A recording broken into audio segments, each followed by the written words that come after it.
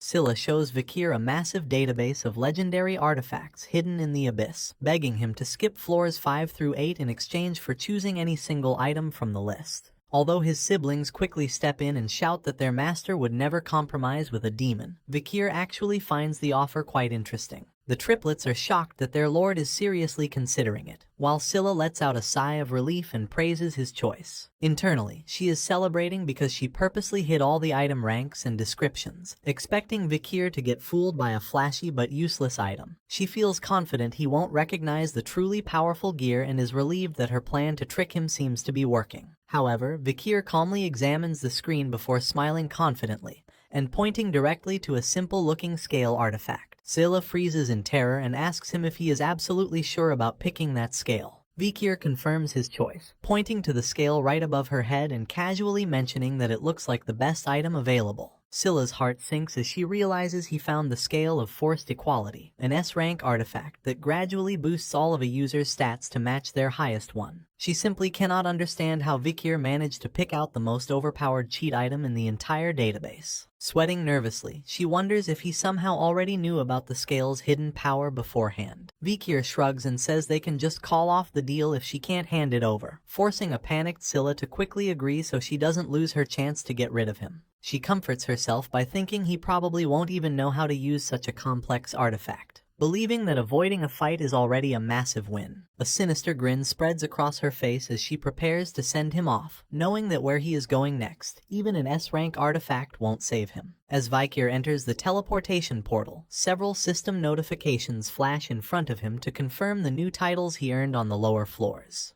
Looking at his updated status screen, he sees his new titles, but the most important update is his stats page showing he finally unlocked his hidden mana resistance. He pulled this off by using the S-rank conversion bug and consuming the 10 gold candies he took from Scylla, successfully unlocking the rare stat at the last second. Even though the gamble worked, Decorabia is still incredibly confused by his master's actions. The ancient demon asks how he managed to identify a worn-out, ordinary scale as a legendary S-rank artifact among thousands of choices. Holding up the scale, Vikir casually brushes off the question, claiming he simply got lucky again. In reality, Vikir relied on his regression knowledge from his past life, which told him exactly which artifact to pick to break the game's balance. He remembers a record about a weak student in his past life who accidentally met the requirements to unlock this exact artifact in the early days of the tower. That student quickly became one of the strongest challengers thanks to the scale, and because the memoirs described its unique shape, Vikir easily recognized it. He feels that skipping those floors is a blessing in disguise, and though he is separated from his brothers, he already gave them enough tips to survive on their own. When Decorabia warns him that skipping floors is likely a trap set by the tower's managers, Vikir calmly responds that he is well aware of the danger.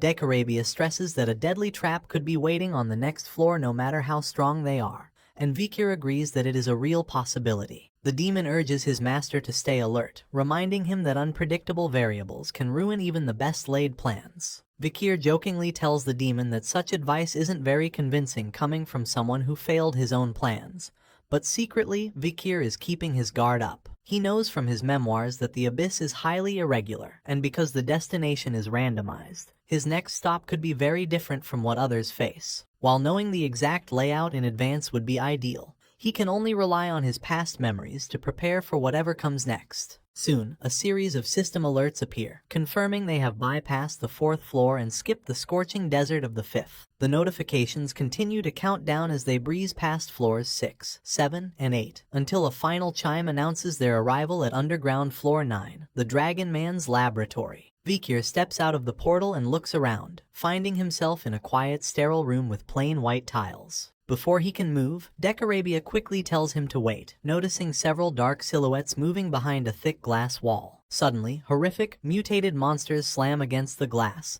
and though Decorabia is confused to see them wearing academy uniforms, Vikir instantly deduces they are victims of a terrible experiment. As Vikir processes this grim reality, a sudden, heavy tremor violently shakes the entire floor, catching him completely off guard. Decorabia panics as the room suddenly shoots upward like a high-speed elevator, ascending straight through a massive, dark shaft. With a loud hiss of steam, the chamber locks into place, and while a wave of dread washes over the demon, Vikir calmly prepares for whatever nightmare lies ahead. The The room opens up to reveal a massive, glowing chamber filled with giant, floating mechanical cubes, marking his official arrival at the core of the laboratory. Looking around the massive space, Decarabia's attention is quickly drawn to a strange, glowing orb of purple energy floating high above them. Suddenly, a loud scream echoes from the ceiling, and the two look up in shock to see someone falling rapidly from the sky directly toward them. With a loud crash, the person lands directly on top of Vikir and knocks him flat on his back, only for the newcomer, the white-haired student Sinclair, to sit up and groan in pain. When Sinclair finally looks down, she is absolutely shocked to realize she is sitting right on top of Vikir.